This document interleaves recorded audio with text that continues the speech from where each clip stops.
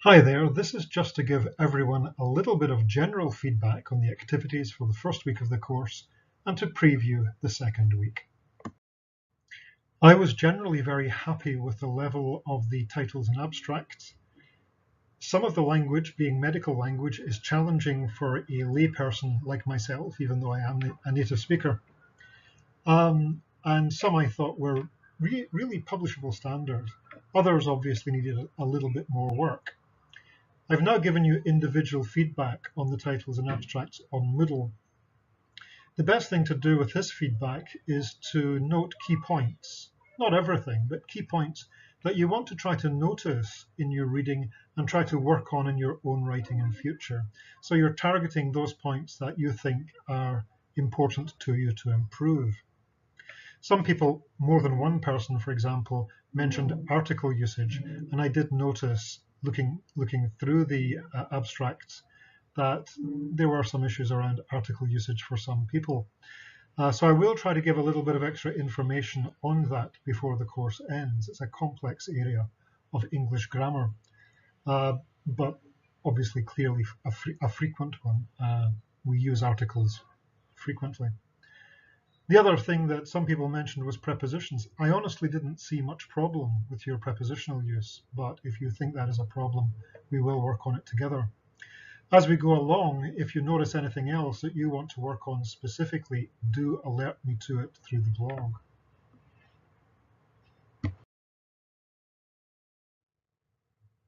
In your blogs, most people said you were fairly confident in reading, and one of the purposes of this course is to take that confidence in reading and ask you to read more systematically, noticing various aspects of the language that you're reading, and use that expertise in reading to support your development as writers.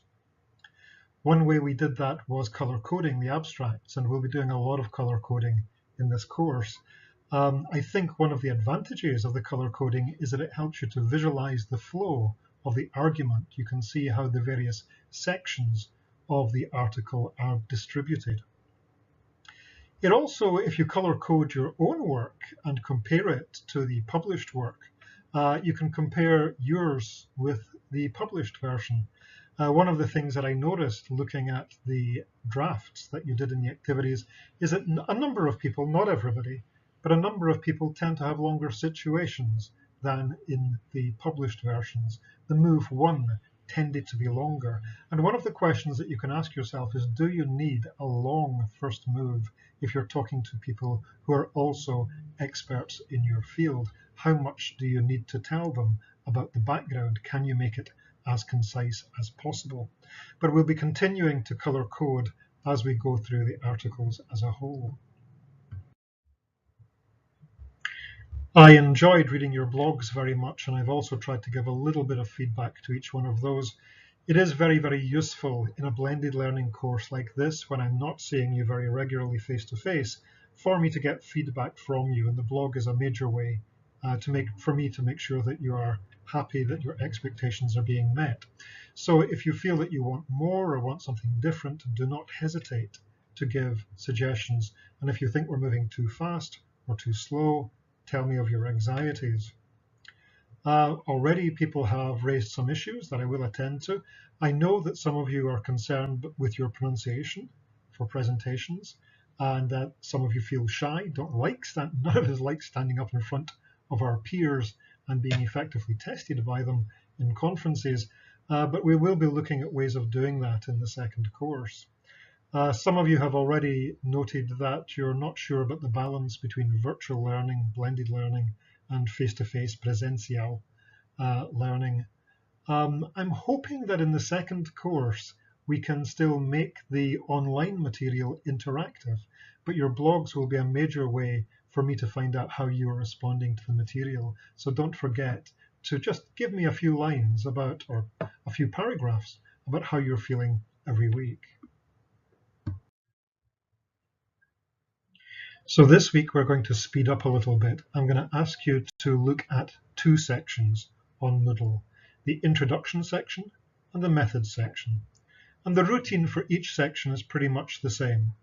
I ask you to watch a video, then find an article, Color code the moves and steps that the video talks about, paying attention to the language, noting down any useful language that you find, and then maybe recycle that language in your own draft of an introduction and a method section.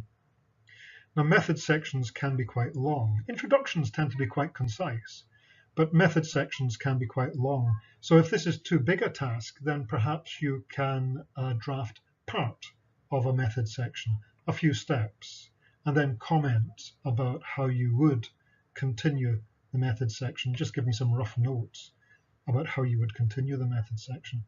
But that is your task for this week, to take a look at two sections in Moodle, introduction and methods, and upload your drafts and color-coded readings by Sunday night.